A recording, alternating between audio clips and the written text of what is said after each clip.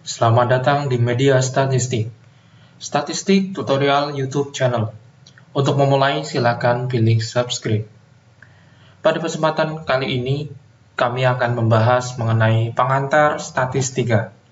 Kali ini akan membahas tentang apa itu statistik, apa itu statistika, lalu dasar-dasar dalam statistika. Untuk yang pertama, apa itu statistika? Lalu apa itu statistik? Apa perbedaan antara statistika dan statistik? Statistika adalah sebuah ilmu yang mempelajari mengenai cara mengoleksi data, mempresentasikan data, menganalisis data, serta menginterpretasikan data.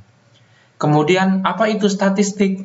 Statistik secara sempit adalah data, lalu secara luas adalah kumpulan data dalam bentuk angka maupun bukan angka yang disusun dalam bentuk tabel atau diagram yang menggambarkan suatu masalah tertentu.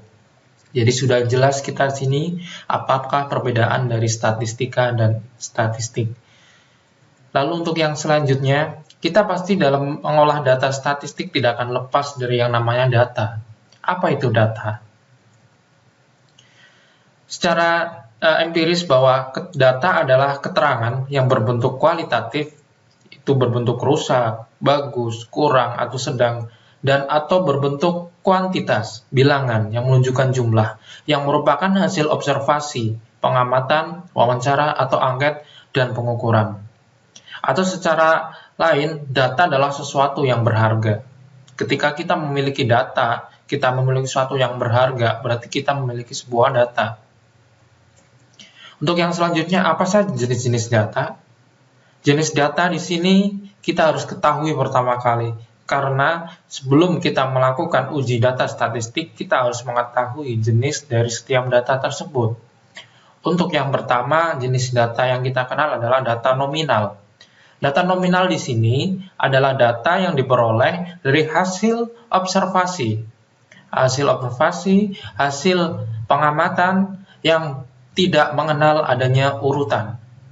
Contoh dari data nominal adalah ketika kita memiliki data mengenai jenis kelamin.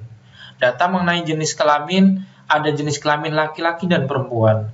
Jenis kelamin laki-laki kita kodekan 1, dan jenis kelamin perempuan kita kodekan 2. Ini artinya angka 1 di sini tidaklah lebih kecil dari angka 2. Untuk yang selanjutnya, kita mengenal ada yang namanya jenis data ordinal.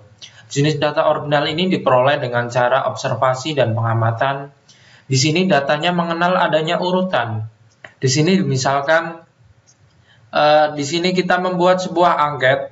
Angket di sini memiliki nilai rentang 1 sampai 5, di mana ada sebuah pernyataan, ya baik itu negatif atau positif. Misalkan ada pernyataan, apakah ruangan ini bersih?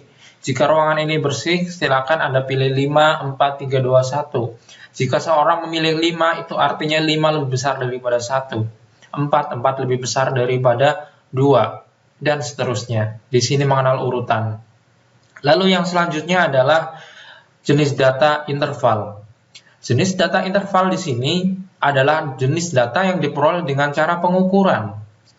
Jenis data di sini tidak memiliki nol mutlak. Artinya apa? Ketika nilainya 0, bukan berarti di tempat itu tidak ada substansi material apapun. Contohnya di sini adalah suhu. Ketika suhunya 0 derajat, bukan berarti di tempat itu tidak ada bendanya. Lalu untuk jenis data yang terakhir adalah rasio. Rasio di sini adalah data yang diperoleh dari hasil pengukuran yang memiliki nilai 0 mutlak. Artinya ketika nilainya 0 adalah tidak ada benda atau substansi di tempat itu. Untuk yang selanjutnya yang perlu kita ketahui sebelum kita belajar tentang statistik nantinya adalah kita harus mengetahui statistika berdasarkan distribusi. Ini perbedaan statistika berdasarkan distribusi.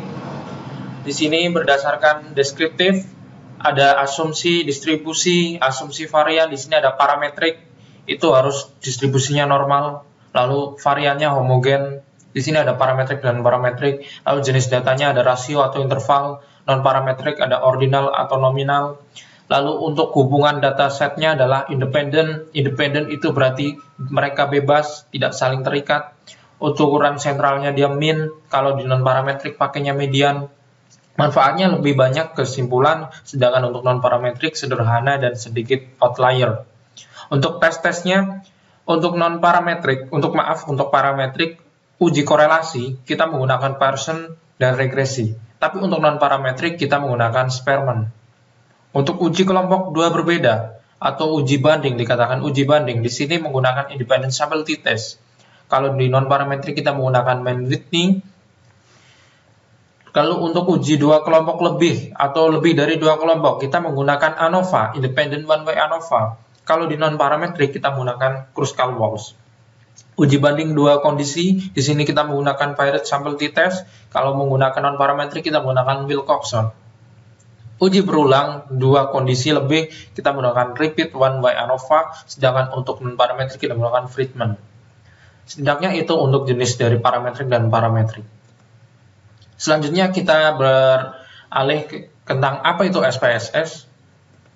Secara singkatan, SPSS adalah Statistical Product and Service Solution. Ada juga yang mengatakan bahwa SPSS adalah Statistical Package for Social Science.